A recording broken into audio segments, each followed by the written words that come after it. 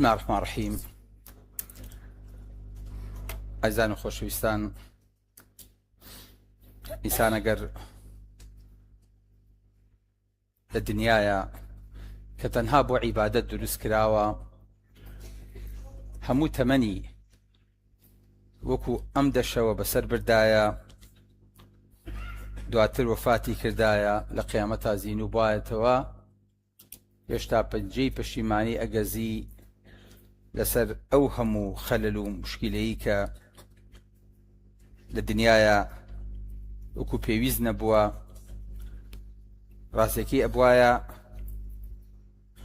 هەموو ژیانمان ئاوا بێ. ئومێدەکەین ئینشاءڵڵا ئەم دە ڕۆژی تەدریبە زۆشتی فێرکرد بین و لەم و دوا بتوانین ئینشاءڵڵا ڕۆژ و عیبادەت و زیکر و شەونێژ و تاعەت و بۆ خوا سوڵحانمان هەروەکو ئەم دەشەوە و بگرە باشتریش بین.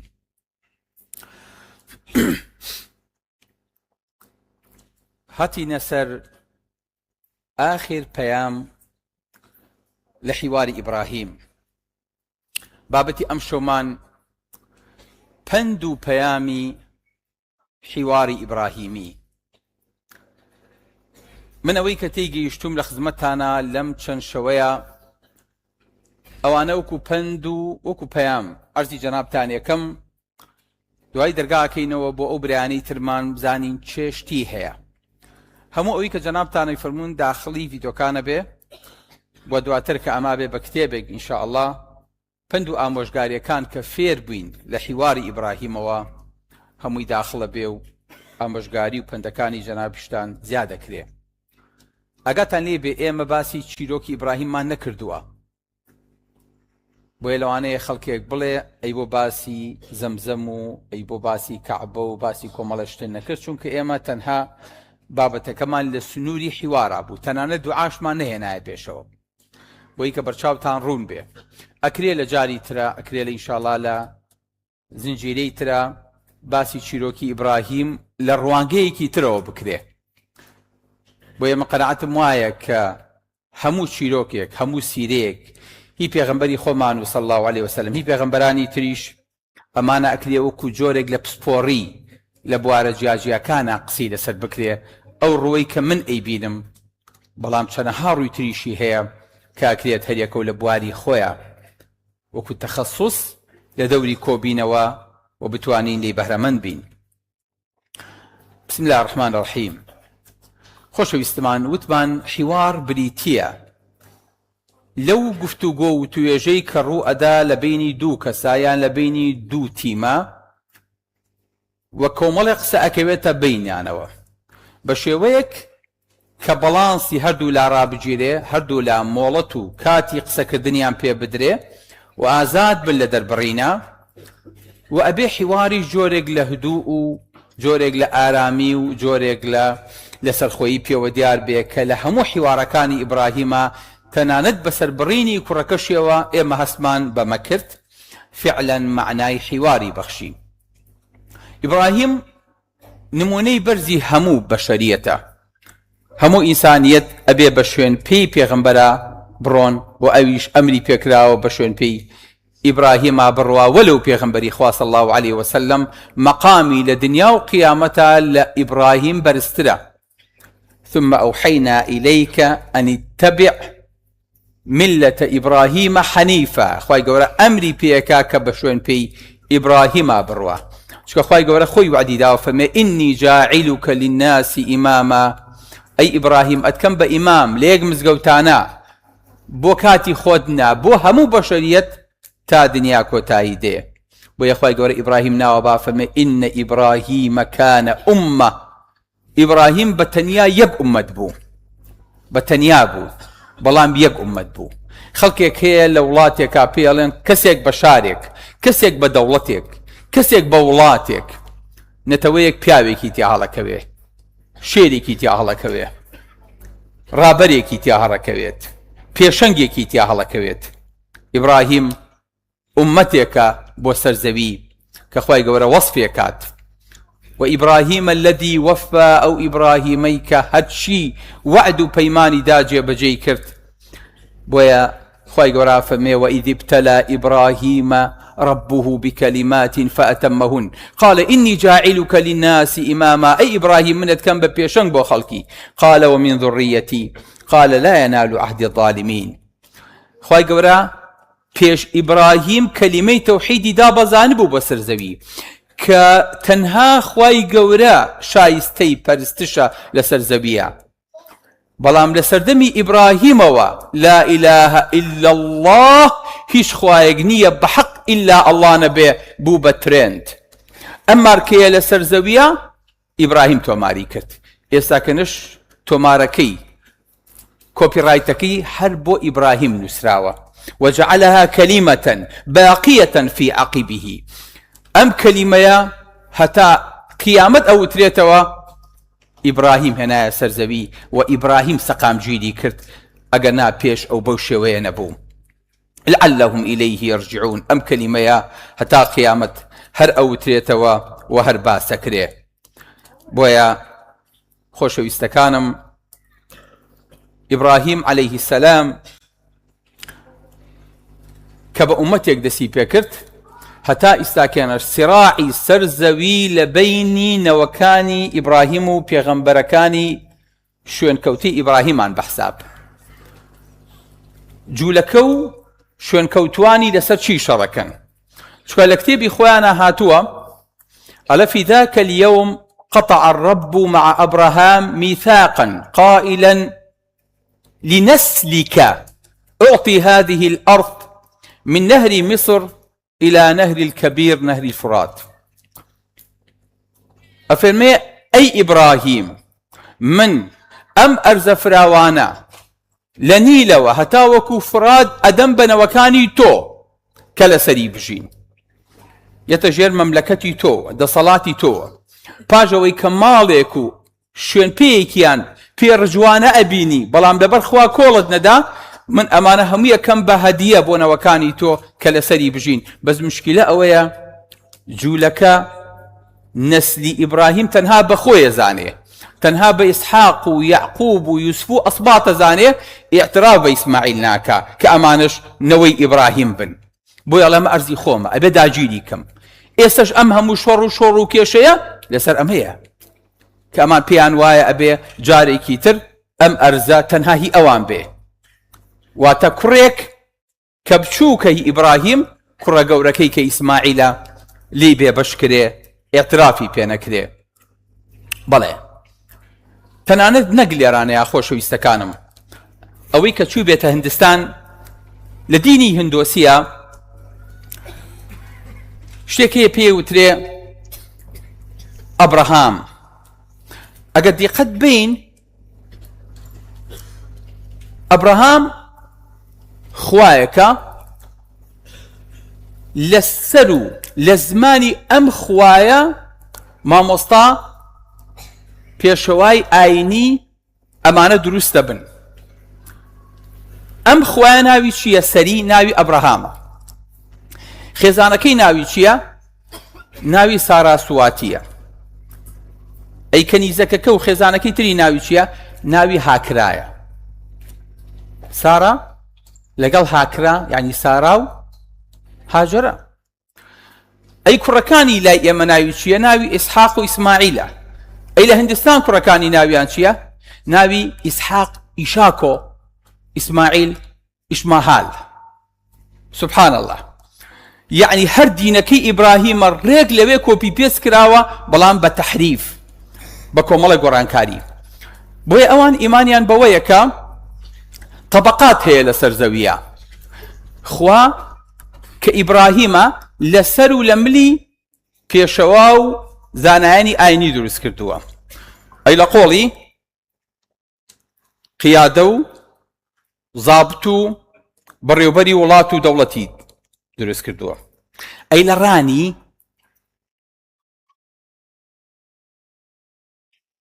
زاریع و کرێکار و ئیشکەرەکانی دروست کردووە کە ئیش بۆ وڵات بەرهەمەهێنن ئەی لە قاچی خواچی دروست بۆ نەعوذ بالله چینی خواری خوارەوە چینی ژێردەستە و فلیقاوە کە پێوتێ شودرا قەت ئەم چینی خوارەوە ئەم شودرایە بۆی نییە تێکەڵی و زەواج کا لەگەڵ کەسێکا لەسەر تەبەقەکەی سەر و خۆی بەی شێوەیەک ئەمە هەر ئەبێ لە خوارەوە بێ. کۆمەڵێکی تریان هەیە پێیاوەتێ ئەنتەچەبڵ ئەمانە کە نابێت دەستکاری کردی یعنی نابێ بەریان کەویت ئەگەر لە دەریشەوە شت بفرۆشێ یەت چییە کات ئەگەر لە دەریشەوە ئەبێ ئەو شتێک کە ئێوە بیفرۆشێ داینێ لە دەرەوە بڵێ من جەماعەتی نەنتەچەبڵم یاخود شودرام مێنە پێشەوە بۆلام ئەوە خواردنەکە یا ئەوە میوەکەم بۆ داناون پارەکەم لە فڵان شوێنا بۆ دانێ دەستی ئەیمێ و ئەیبەم و نابێ بەریەکەون بەریکەوێ گڵاوە بێ لە کاتێککە ئەمانە هندۆسی ئەسڵین لە وڵاتەکەیە بۆی ئەوانەی ئەوەی کە چوو بێتە هەندستان چەند کە چۆتە هەندستان چەند کە چۆتە هەندستان دەست دەکاتەوە دەم خۆش خەڵکە بینیت بە درێژایی مەکتەب و قتار و مزگەوت و پردەکان لەسەر جادەکە ئەژین هیچی نییە یەک حەسیری ڕاخستووە مەسینەیەکی داناوە منجەڵێکی داناوە بەقەدەر ئەم فلێکسەیە بێ هەموو ماڵەکەی ئەوەیە لەسەر ئەو جادەیە شەو ڕۆژ بەم ناڵەوە وەڵای عیلەم بینیوە لە ناو بۆری زێرابا خەوتووە هەر عیلەکە هەموو ژیانی ناو زێرابەکەیا بووە یەک بۆری زێراب ئەوە بۆریە گەورەکان واللهی عیلەم بینیوە لە WC سەرڕێگەکانە کە بۆ کۆشەری دروست کراوە بۆ مسافر چۆڵ کراوە ئەلەوانەیە عیلی تیاشیاوە ئەمە هەمووشیان واللهی عیلەم بینیوە لە گەراجی سیارەیە ماڵی داناوە کە سیارەکە هاتووە بۆیە بچوایەتە سەر شۆستەکە کە سیارەکە ڕۆیشتۆ سەر هینەکەی شوێنەکەی خەوتووە لە شوێنێکی وەکو مۆمبایە پێنجەم دەوڵەمەندترین کەسی جیهان لەوەیە تابقی قەسرەکەی کە ئاوا سەیرم کرد کە سەیرەکەم یەک تابقی بەس خەستەخانەیە خەڵکیش لە خوارەوە بەرگی لە بەرانەیە جلی لە بەرانیە کە لە بەریکە نانەسکیەکەی نییە کە بێخوا بۆ چکە دینی هندۆسی ئیمانیان بە تەناسوخ هەیە بۆ نمونە قیامەت نییە لای ئەو بەزەڵێ تۆ ناو چییە کاگە نۆرۆز ئەم کاگە نۆرۆزە خۆی گەورە تەمەنی درێژکە پیاوێکی چاکە ئینشاءڵڵا و کە وفاتەکە زیینوبوونەوەی نییە ڕۆحەکەی ئەچێتە ڕۆحی ئینسانێکی تری چاکەوە ڕۆحی منیش کە ڕۆحێکی خراپە و تاوانکارم لەسەر زەویە یان ئەچێتە بەردێکەوە یان ئەچێتە ڕووەکێکەوە یان ئەچێتە گیاندارێکی ترەوە یان ئەچێتە ئینسانێکی ترەوە لەبەرەوە تۆ کە ئەمرید یان باوکە مردووە ڕۆحەکەی چۆتە ڕۆحی جرجێکەوە چزانی یانێ باوکە بێ لەبەرەوە خواردن و شیر و هەموو شتێ بۆ جرجدانێن بۆ ئەوەی کە یان مشک یان مەیمون یان فیل هەر شتێکیش لەی ترسابن هاتوو کردویانە بەخوا هەر کەسێک ژەمرە ئیسووتێنە ئیکەنە ناو ئاوە ئەها پیاوەکەتان بیرەکەوتی ئەگەر مردم نەکەن تەسلیمی خوام بکەن لە ڕۆژەکە بمسووتێن و دوایی بمبەند بەدەم ئاوەوە بەڵێ هەر دینەکانە بەڵام تەحریف کراوە گۆڕانکاری بەسەر هاتووە هەموو ئەمانە گۆڕاون پێیان وایە هەر شتێک سەبەب بێ لە دروستبوونی ئینسانە بێ بپەرسترێ بۆ نمونە لەم وڵاتە دواکەوتوانەیە شتێک هەیە پێوتری عەورەتی ئینسان بینیوتانە زەکەری ئینسانەی هێنن نزیکی 6-7 مەتر ئاوا جا بەرزێکەنەوە بە حەبل ئاوا ڕێک ڕاستێکەنەوە ئەما پەرستن لە خواریشەوە عەورەتی ئافرەت و دامێنی ئافرەدانێن پیا ئەو پیاوەیە بەسەر ئەم عەورەتەیە سەرکەوێ بۆ لووتکەکە ئەمە ئەو پەڕی پەرستنە بۆ چکە پێی وایە ئەم لەمە دروست بووە کاتە خوای ئەم عەورەتەیە ئەها ئینسان کە سەری لێ شێوە سوبحانەڵڵا چی لێت هەندێکی تریش پێی وایە مەمکی دایک لە هەموو شتێ مقەدەسترە چکە مەمکەکەیە شیر تەیاتە و گەورەتەکە هەندێکی تریش پێی وایە نا ڕوەک ئێمە ئەژێنێت و گەورەمانە کاژنا لە برسان بین ئەبێ ڕۆک پەرستین هەندێکیشتان نا مانگا غاندیەڵێ من مانگا دایکم 2 ساڵ شیر مەیاتێ مانگا بە درێژایی تەمەنی شیر مەیاتی دایکم ئەگەر پیر بووە بێ خزمەتی کەم بەڵام مانگا تا ماوە خزمەت بکە دایکم ئەگەر تەعزی هەبێ بێ پاری تیا سەرف بکەم بەس مانگا گۆشتەکەی ئیسفادەی لێ یەکەم هەتا ئەمرێ مانگا توانم جوتی پێ بکەم نەوە مەیاتێ بەرهەم مەیاتێ چێ باشترە مانگایان دایکم نەخێر مانگا ئەی دایکە نۆمان هەڵتەگرێت و دوای فڕێیاتە دەرە و دوای 2 ساڵ شیر تیاتێکا بە منە دەبێت تا ماوەی بەخێویکەی ئەی ئەو مانگا چاکە دایکە 2 گوانی هەیە ئەو 4 گوانی هەیە دایکە نیو لیتر شیر تیاتێ ئەو ئەگەر سیمیتاڵ بێ 15-20 لیتر هەر شیر تیاتێ ئەی چۆن سبحان الله سێری محرافەکە کە ئینسان ئەگەر ڕێگە ڕاستەکەی لێون بوو طریقەکەی ئیبراهیم میلەتەکەی ئیبراهیمی لێون بوو هەموو شتێکی لێبێ بەخوا بە خاکیشەوە ئێمەش دەتوانین وا بڵین ئەم خاکە ئێمەی پەروەردە کردووە ئاوی یاوینەتێ کانیاوی یاوینەتێ سەوزەی یاوینەتێ پەروەردەی کردوین لەسەری ڕۆیشتووی کەواتە ئەمە بێخوا بێ خوا نییە کوڕم بۆیە ئەوەی کە لە ئیبراهیم ڕوویدا لە بت و لە ئەستێرە و لە مانگ و لە ڕۆژ و لە خواکان هەر هەمووی درۆن ئیبراهیم ئەم بابەتەی لای خەڵک ڕاست کردەوە فەرمی الذي خلقني فإنهم عدو لي ئەمانی کە باسیەکەن هەر هەمی ئەمانە دژمنی منن إلا رب العالمين ئەبێ رب العالمين صفەتەکانی چی بێ الذي خلقني ئەوەی دروستی کردوم تەنها ئەوەی دروستی کردووی شایستەی پەرستشە و سایشتەی ئەوەیە کە گیانی لە پێناو دانیتەوە ئەم قسەیە وەرگرن هیچ شتێک لەسەر زەویە شایستەی ئەوە نیە گیانی بۆ بەختکەی ئەو خوایانە بێ کە گیانەکەی پێبەخشیویت ئاکام قساکەین دیسانەوە تووشی سەدمەکەی ئیبراهیمە بینەوە کۆمەڵێ بت کە قیادە و سەرکردەکانەمانێ بۆ مازین وکەنەوە ئەڵێ ئەمە ئیمانی بە خاک نییە احترام بە نیشتیمان هەر ناکە نێمە پێمان وایە نیشتیمان هەدیەی خوایە بۆ خزمەتی ئێمە هاتووە وەکو چۆن مانگا و ڕۆک و جانەوەرەکانی تر بە ئەرز و ئاسمانیشەوە بە مانگ و ڕۆژیشەوە بۆ خزمەتی ئێمە هاتووە مانە هیچی ناپەرسترێن بەڵکو ئەمە هەر هەمووی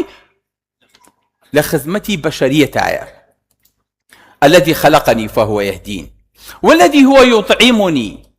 ئەوەیە کە ڕزق و ڕۆزی مەدا ويسقين تێراومەکە وإذا مرضت ئەگەر خۆم نەخۆش کەوتم هیچ دکتۆرێ فریام ناکەوێ فهو يشفين والذي يميتني ئەوەی کە ئەمرێنێ ثم يحيين دوای زینوو مەکاتەوە تاکە خالقێک تاکە زاتێک توانێ ئەمانەی هەبێ ئەڵڵا هیچ کەسێکی تر ناتوانێ ئەم شتانە بکات والذي أطمع أن يغفر لي خطيئتي يوم الدين ومێدی شەکەم لە قیامەتا لە تاوانەکانم خۆش بێ بۆی ئیبراهیم کە لە ئیبراهیم لە شۆ لەدایک بوو لە مەکەیان لە مەدینە چیڵە لە مەکە چیڵە لە مەدینە بەڵێ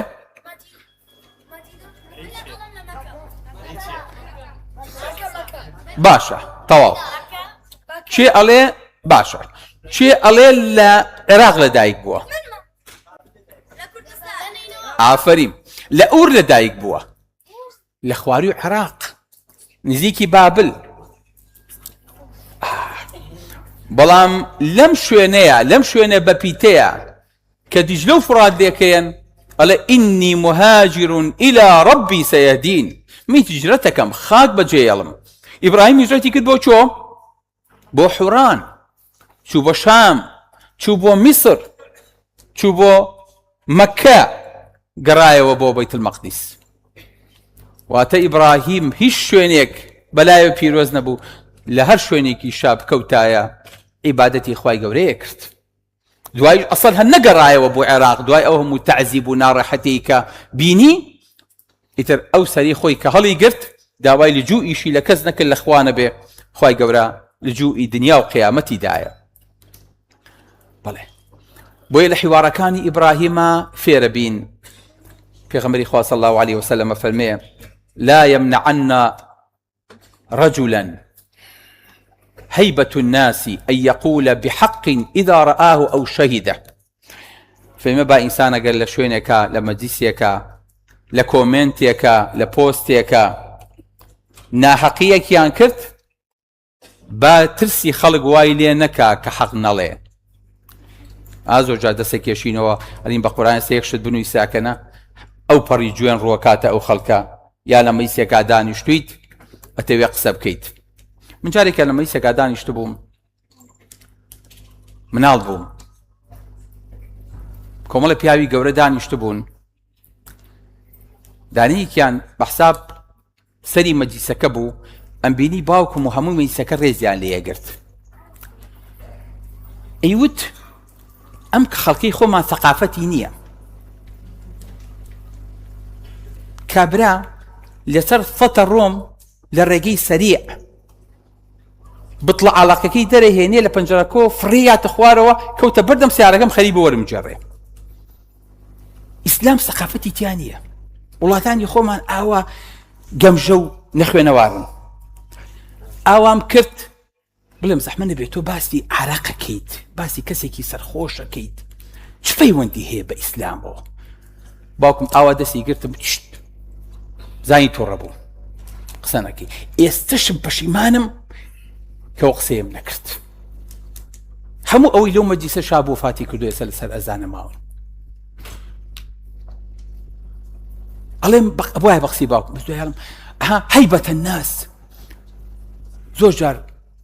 یەکێک لە خۆ گۆرەترە شەرمی لێیەکەی کوفرێکە بێدینیەکە دژایەتی خواکە مەسوولێکە لە شوێنێکە چاکۆ و پیاوەتێکی بەسەرتەوە هەیە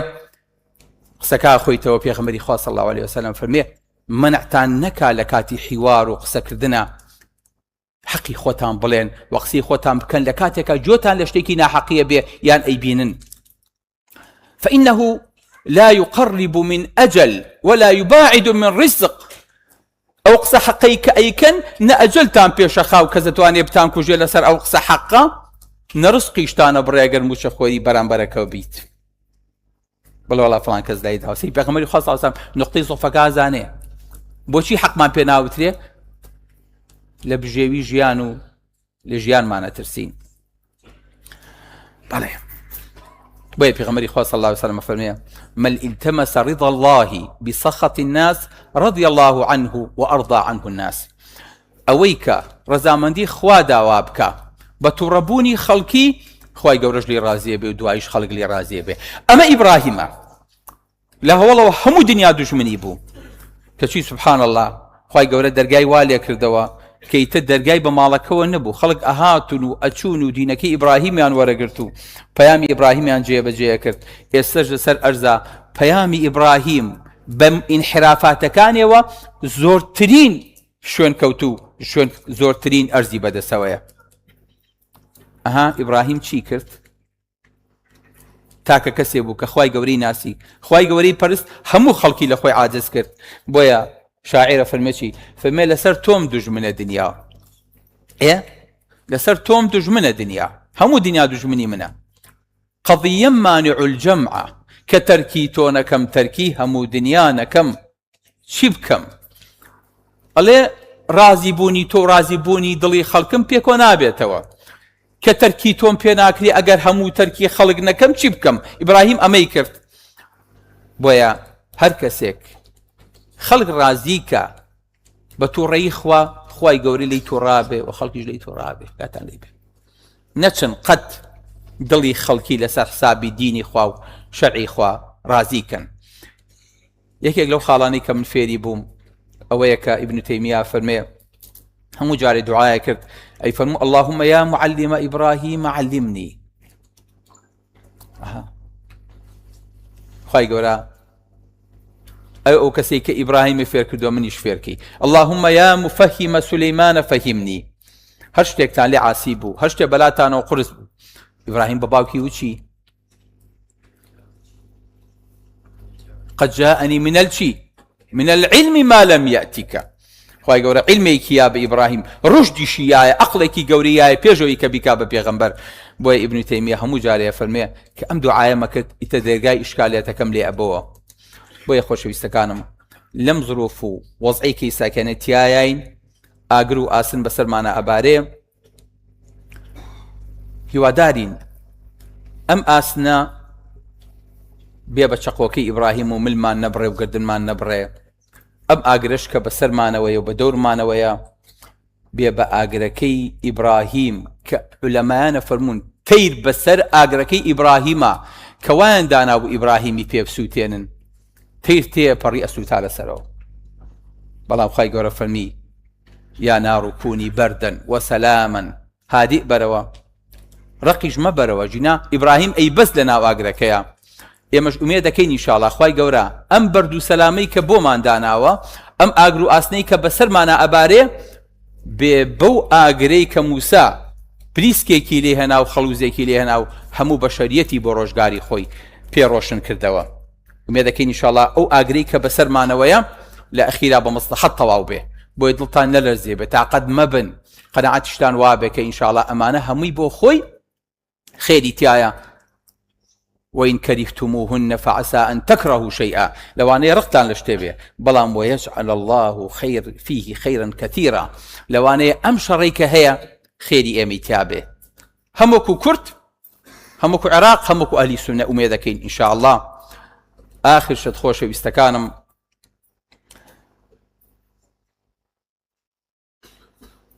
إبراهيم عليه السلام كبيغمبري خواه بيني لا إسراء معراجة بيغمبري خواه صلى الله عليه وسلم فرمي بخزمتي كيشتم إبراهيم بيامكي هبو فرمي چي فرمي يا محمد أقرئ أمتك مني سلام فرمي أي محمد سلام لأمتك كوكا وچي جوابنا هاتو أعفري عليك السلام ورحمة الله وبركاته باوك من سلام ما ليك إما شو بيقولين شيء وعليك السلام ورحمة الله شوار بيامي بشكولي بوناردين فرمي أخبرهم أن الجنة طيبة التربة فرمي قلي بهشت قليكي ببيتو قليكي رشو جوانا عذبة الماء أو كي بهشيرين وأنها قيعان قيعان يعني شيء فرمي قلي بهش دشتي بهش يا قيعان قيعان يعني شيء يعني دوروبري شاخة جيروي ميرقا هر حموي صوزو جوجيايا جاب منظري بين بشاي خو شوني هر همي وكو سليماني وكو ميرقبان هر شوار دوري شاخ به ناوي دشتيكي تختي صوزاي ببيت به بيوتشي ميرقبان فرمي بهش آوايا إنها قيعان أي ولا إيمي خوش ويسكا وإن غراسها أي أو دارانيك لبهش تاتشين راون تشين سبحان الله إيه والحمد لله ولا إله إلا الله والله أكبر. إبراهيم أم بيامتان بوني رو سلام اشتان ليكا زور زور حوالي برسين زور سلامي ليكردن كوري أم بهشتر دزنين ها إيما رويشتين تاقي كنو إيما طوابو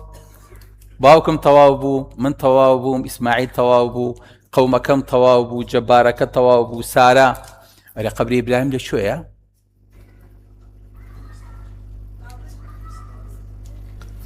قبري هي عفرين بفلسطين شوية خليل إبراهيمي خليل قبر إبراهيم لقال سارة ساكن لشاري خليل فالمتاقي كنا وكي اما الطواو اما درشوين الحمد لله اما بسر كوتي امتحانا كمان بري دي فرمي اوش بياوبن اما تان بو اماده كراوا كوليجا برزكان نمره برزكان ورقدي خوتاني بو حاضر كان بهاش اوايا محمد سلام يعني يبكى بلي خوتان بو او بهشتا كوكنا وقشكنا لهيش تي مترسن حسابو هيش تي مكان غيدي خواي قورنا به ويا مشالين سبحان ربك رب العزة عما يصفون وسلام على المرسلين والحمد لله رب العالمين. صلواتك شدين لسر صلوات إبراهيمي دعاي بها مكان جنابتان ورقرين علينا اللهم صل على سيدنا محمد وعلى آل سيدنا محمد كما صليت على إبراهيم وعلى آل إبراهيم وبارك على محمد وعلى آل محمد كما باركت على إبراهيم وعلى آل إبراهيم في العالمين إنك حميد مجيد. کاتی پەیامی جەنابتان هاتووە چی پند و ئامۆژگاری پند و پەیامی حیواری ئیبراهیمی فێربوون بفەرمونون با تۆماریکەین لای خۆمان. بسم الله. هیچ شتێ بێویستی خی گەورە ناکرێت دەم خۆش بینووسن بەڵێ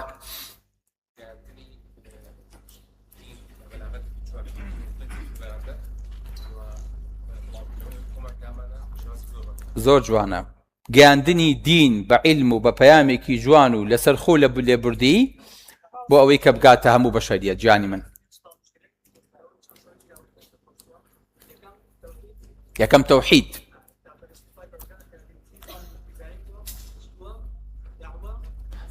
دووەم داعوە، ئەمر بالمعروف و نهی عن المنکر، بەڵێ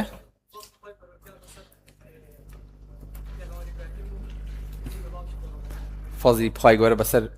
ئیبراهیم و بەسەر هەموو بەشەریەتەوە. بەڵێ قەینارەبیری کەوتۆ بۆ ئەگەڕێنەوە بەڵاو جان دەم خۆش جانی من فەرموو.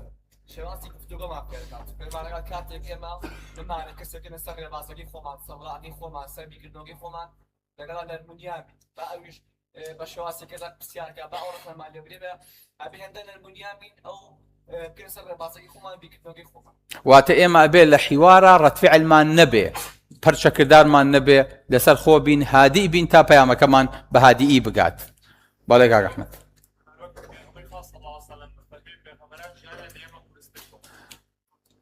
زۆرترین ئەوانەی کە تووشی تاقیکردنەوە بوون پێغەمبەرانن دوایی بە دوایەنە. جوانە بەڵێ.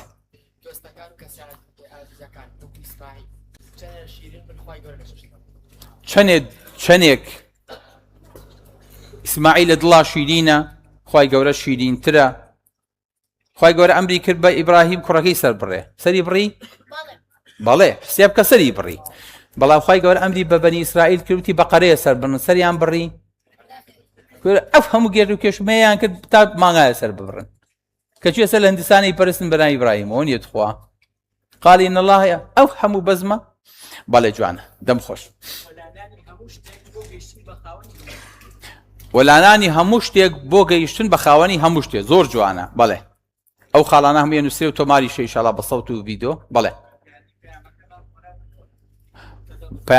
پەیامەکانە بێ قۆناغ بە خۆناغ و بە تەدریج بگا، زۆر جوانە. بەڵێ ببەخشە زیاترێتەوە شوێنی بزەبت ئیبراهیم ئەو دەرگا و ماڵە گەورەی هەبوو ئەی بەخشی و خی گەورە هەر ڕزقیشیە. بەڵێ جان زۆر جوانە گۆڕانکاری بە کردار نەک هەر تەنها بەدەم. ئینگلیس پێڵێ چی؟ ئەڵێ ئۆڵ تۆک بەس دەمە دەم خۆش. بەڵێ جان هەر کەسێکە خۆش بێ خی گەورە هەر بۆ تاقی دەکاتەوە. زۆر جوانە. بەڵێ هەر کەسێکیش فەخری پێوە بکرێت پێ تاقی دەکرێتەوە گەڵێ بێ. بەڵێ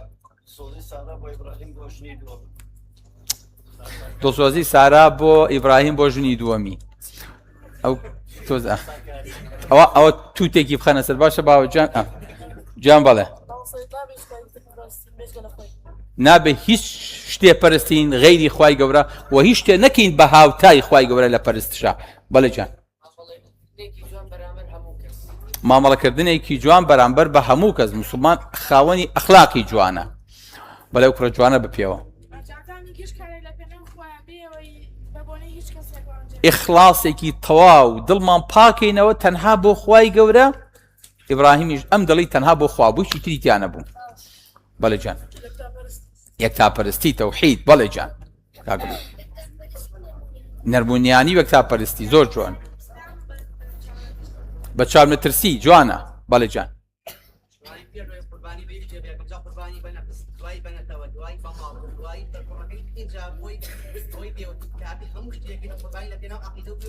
دەم خۆش. ئیبراهیم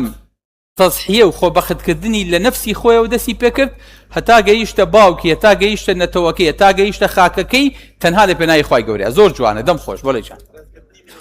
ڕێزگرتنی میوان بارەکە الله فیکم. بەڵێ جان سەبر و پشتبەستن سەبر یەکێ لە خاڵە گەورەکان. بەڵێ جان لەن یوصیبەنا ئیلا ما کەتەبە الله لەنا. خاڵی من دەم خۆش ئەگە بە تەنیاش بیت زۆرینە لەسەر حەق نییە. ئیبراهیم بە تەنیا بوو خی گەورە بە ئومەتێ ناوێ بە. دەم خۆش گەڕان بە دوای دڵنیاییە. زۆر جوانە. قال أولم تؤمن قال بلى ولكن يطمئن قلبي كاغنزا فرماني خواي گەورەی پێش هەموو فرمانێکەوەیە بەڵێ جوانە ئەو بریکەوتەوە ئەلا قەد بەلەغت ئایا پەیامەکەم گەیان ئەرێ کوڕی نم پەیامەکەم گەیان ئەخە شایەتیم بۆ من لە قیامەتە ها شایەتیم بۆیەن چەندکە شایەتیم بۆیە کە پەیامەکەم گەیان دەیخوازاتان باتەوە وەڵامی من زۆر مەمنونم ئەم هەموو شایەتە ئەخە بێتان نەچێ لە قیامەتە دوایی نەفسی نەفسیە لە قیامەتە فریای من ناکەون تۆش دەڵێ اینجا تۆش لە قیامەتە شایەتی بۆ ئێمە لەوێ بووین ئینشاڵڵا هەمومان ئاوا بەم دەستە جەمعی ئەگەنە خوای گەورە لە ئاسمانەوە بانگمانەکە فەرمی ئەم عەبدانە بۆچی کۆبوونەتەوە مەلایکەتەکانە فەرمی خوای گەورە لەبەر خاتی تۆ هیچ ئیشێکیانەی جمەبەستێکیانە نەخێ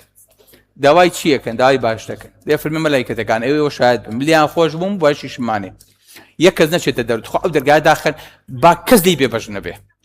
ئینشاڵڵا ئاوا هەر نییە هەر ئاوا بە پێی پاتاڵەوە چەند سەد کەسە بین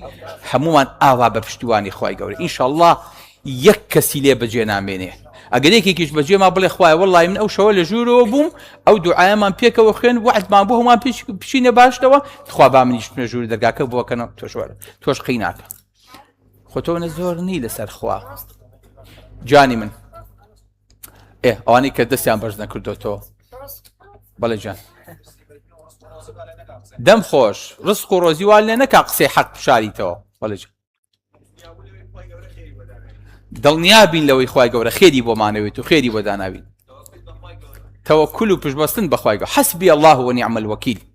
حەسبی الله وتمان دوو جار وترا یەکەم چێ وتی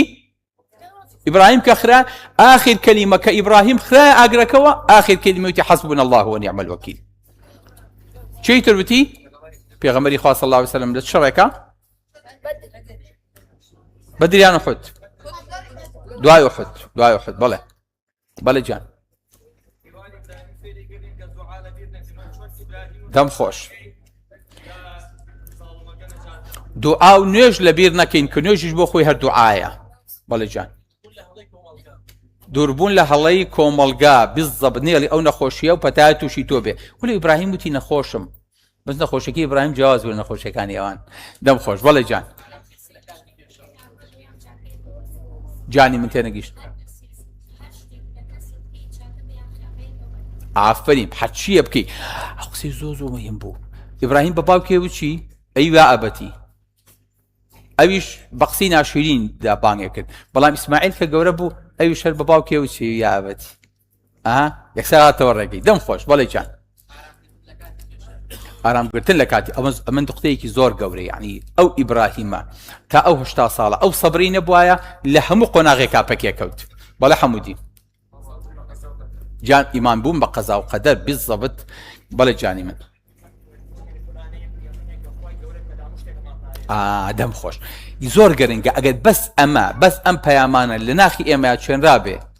کە ئەم بتمانەیەمان بۆ خوا بۆ دروست ببێ کە لە هەموو شتێکەمان پارێزیە پێم وایە هەدەفەکەمان پێکاوە لەم پەیامانەی کە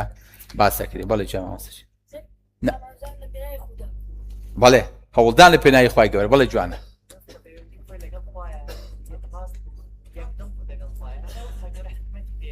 جوانە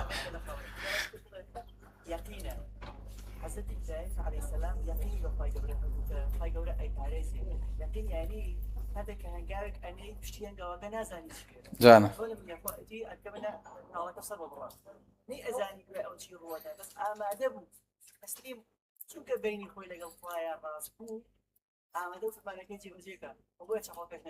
جانە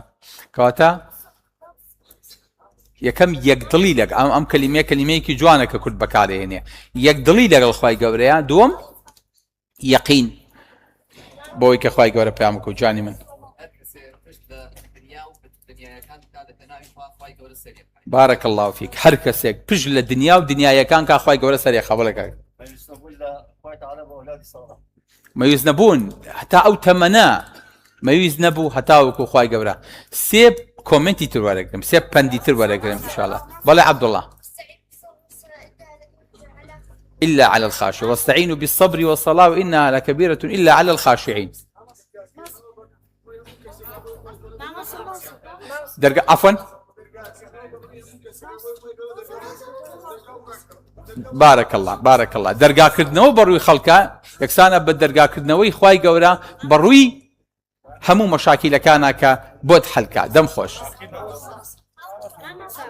بەڵێ جیاماس خاکەکەی بەهەشت بە پیتە جوتیار و زاریعی پیاوی خۆتان ناساییەوێ دوایی دەرگاکەینەوە ئینشاڵڵا لە سوۆشال میدیایە ئەوەی کە کۆمنتی ماوە بۆمان بنووسێ بۆی کە دەوڵەمەندمان کە زۆر داوای لە بردنەکەین خوای گەورە پاداشتان باتەوە ماشەڵڵا ئەو هەموو تەفاعولە نمونەتان زۆر بە ئینشاڵڵا و تا ساڵێکی تر و زنجیرەیەکی تر لە خزمەتتانین سەلام عەلەیکوم وەڕەحمەتوڵڵاهی وبەرەکاتوه